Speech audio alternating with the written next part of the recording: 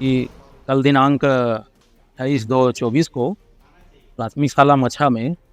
शिक्षक श्री संतोष केवट के द्वारा प्रधान पाठक कक्ष में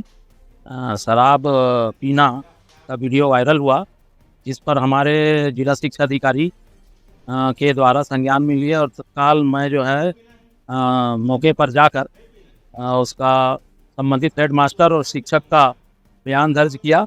और आज प्रतिवेदन मैंने प्रस्तुत किया हूँ, जिसमें कलेक्टर महोदय के द्वारा तुरंत संज्ञान में लेकर जिला शिक्षा अधिकारी द्वारा इसको संबंधित टीचर को निलंबित कर दिया गया है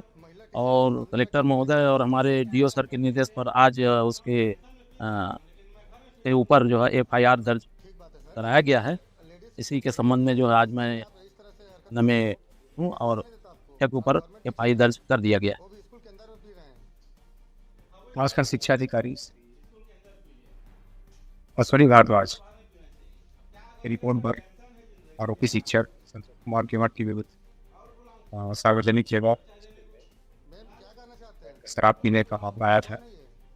जिस पर आरोपी शिक्षक संतोष कुमार केवट पर अधिनियम की धारा 36 सार्वजनिक जगह में बैठकर शराब पीने एवं शासकीय कार्य बाधित करने के संबंध में धारा 186 भाग के तहत अपराध पंजीबद्ध कर विवेचना में लिया गया है।